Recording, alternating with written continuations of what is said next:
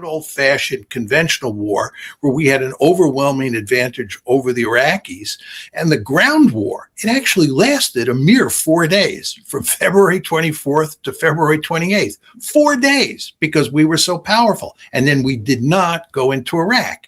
And again, after that, President Clinton got out of Somalia as soon as he smelled trouble, did not go into Rwanda. And it's not until after 9/11 that we begin to switch gears and go back in the other direction and get involved in Afghanistan first, then in Iraq. A headline in this morning's New York Times says that Donald Trump is bored and tired of the war in Iran and wishes it were out of the headlines, but the Iranians won't allow it. I mean, what options does he have remaining? Where are we in Iran today? It's a big question. And I think that he's not just bored. In fact, I don't think he's bored at all. I think he is deeply frustrated by his inability to shut down the Iran war. And I think that he worries greatly what it means for his political future and what it means for his reputation moving forward. What's happened here is that we had a memorandum of understanding, which we've talked about many times on the show, that was signed on June 17th. And the name of the game underneath the memorandum of understanding was to stop the fighting, to get a ceasefire, number one, and then number two, to open the strait. And then what we were going to do is we were going to negotiate over a whole slew of important issues, the nuclear issue being most prominent, but also things like sanctions, reparations, frozen assets, the question of who controlled the strait moving forward. Would the Iranians be allowed to exact tolls or fees? There were just all sorts of issues that were going to be negotiated once we got the ceasefire in place and once the strait was opened. But of course, the Trump administration, President Trump himself, foolishly walked away from the MOU. And the MOU has basically been relegated to the garbage can. And now what has happened this past weekend on 8 August, the Iranians put out a new series of demands. And they have basically said that every one of those issues that we were going to negotiate in the MOU or under the MOU, every one of those issues has to be settled up front so that the United States has to pay reparations, right? The United States has to unfreeze the assets. The United States has to lift all sanctions even before the Iranians open the Strait of Hormuz. Just think about this. There's not going to be any negotiation at all on any of these many issues that are on the table. The Iranians are demanding that we concede on every single issue before they'll be willing to open the tolls. Willing to open the strait. This is really quite remarkable. I don't understand how President Trump can accept these demands. The other point that I would make to you that I don't think most people who are talking about this see is that the nuclear issue has basically been taken off the table.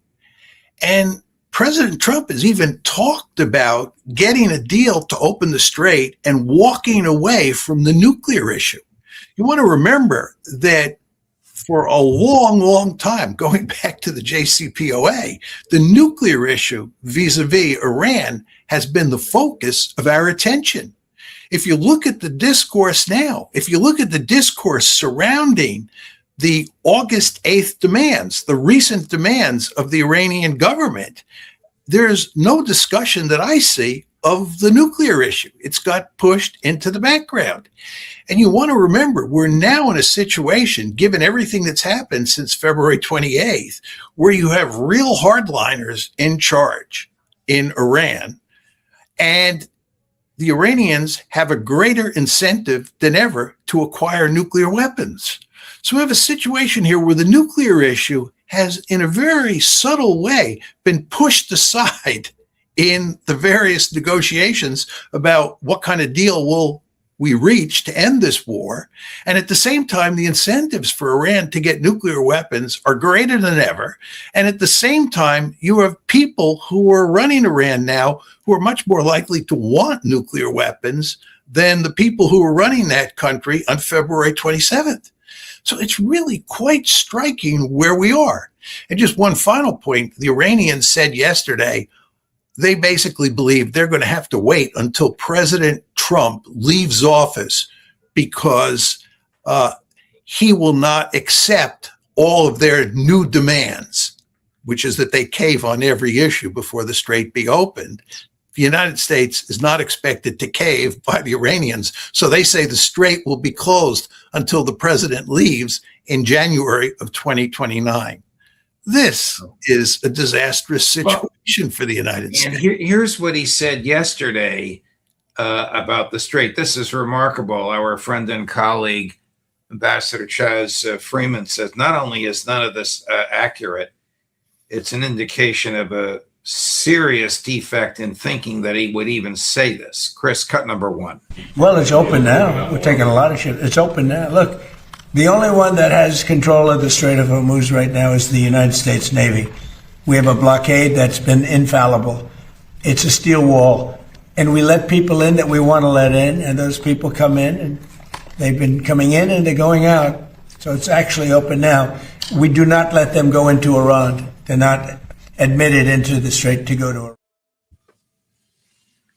President Trump never admits defeat. He Right. just doesn't admit defeat. He always wins. We're always in charge. And facts just don't matter. And the truth is that what he's saying is just dead wrong. And he fully recognizes that he, or the United States, does not control the strait, that the Iranians control the strait. And he's been desperate for months now to figure out a way to open the strait. And huge amounts of attention have been paid to that issue. He's talked about it. His people talk about it. The problem is, as I just said, they can't open the strait. And now the Iranians have put a series of demands on the Americans that have to be met before the strait will be opened. And I don't see how President Trump can accept those demands. At the same time, I don't see how he can reject them because he's got to open the strait at some point in the not too distant future. But to do that will be extremely difficult given those demands that the Iranians have placed on him. I mean, are there any of his goals realistically within reach? The goals that he set forth when he started the war, whether he articulated them or Rubio did?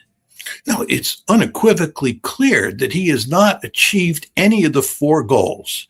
Remember, there were four goals on the table. Right. One was that we were going to eliminate their nuclear enrichment capability.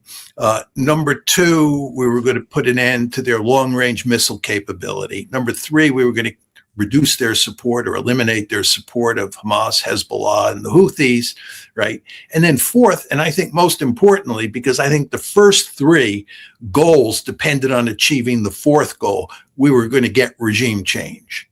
Well, we did not get regime change. If anything, what we got there were people in power who are now, the people who are in power are now more hardline than the people who were in power on February 27th. With regard to the nuclear enrichment issue, as I said, what's happened here is, if anything, the nuclear issue has been pushed into the background. And I don't see any chance in the foreseeable future that we're going to get a nuclear deal. So we lost, in my opinion, big time on that issue. And then there are all these other issues that have nothing to do with those four demands on which we've lost on. Our basing structure in the region has basically been wrecked. Our alliance structure in the region has been badly damaged. We've done great damage to the international economy, not as bad as most people expected, but nevertheless, so far, it's been quite bad.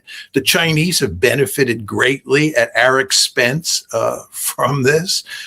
crisis or this war in the Gulf. By the way, just to take this a step further, it's very important to emphasize that the United States is now putting out a new nuclear doctrine that emphasizes the employment of tactical nuclear weapons. You sort of scratch your head and you say, what's going on here? Why are we going back to emphasizing the use of tactical nuclear weapons? Well, the answer is actually quite clear. We're now emphasizing the use of tactical nuclear weapons because we have so severely run down our conventional forces between the Ukraine war and especially the Iran war, that if you think about ever fighting a war with China, we don't have the conventional assets to stay in the fight for very long at all. So unsurprisingly, what are we talking about doing? Employing nuclear weapons. Do you really want to do that? Wouldn't you much rather rely on conventional deterrence and keep nuclear deterrence in the background? Of course you would, but you can't do that because you've so thoroughly depleted your arsenal of conventional weapons. So unsurprisingly, we're now talking about relying more heavily in the future on nuclear weapons, and in particular, tactical nuclear weapons. This just shows you how much trouble we are now in as a result of this war in Iran, which we are going to lose. And by the way, we're going to lose the war in Ukraine as well. We are going to have two big losses on our record in short time. Right. Add to all of that, we've lost the trust of the entire world. The entire world. There's no question about that. I mean, were you surprised last question when Prime Minister Netanyahu publicly, could have done it in a phone call, publicly repudiated Trump's so-called disarmament agreement between Hamas and IDF?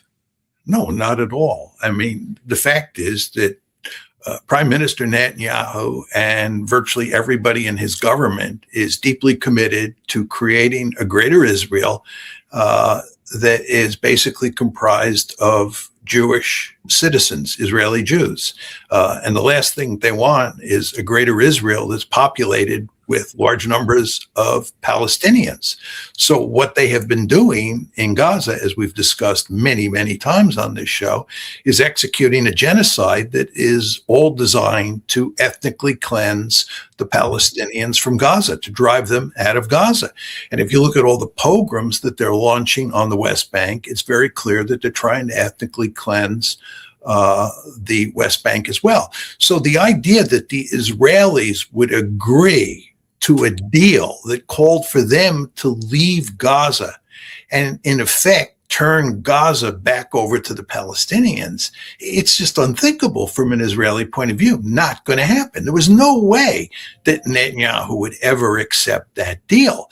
And he fully understands that he had to make it clear to the Israeli public, because remember, there's an election coming up. I think it's in October of this year inside of Israel, and Prime Minister Netanyahu is in political trouble. He had to make it clear to all Israelis that he was adamantly opposed to the deal that the Board of Peace and ultimately President Trump were pushing forward. So I think that's why he's been so public about it. But regardless of how public or private he's been in terms of dealing with this issue, the fact is he's not, no Israeli leader that I could think of is going to accept a deal that involves giving up Gaza or the West Bank.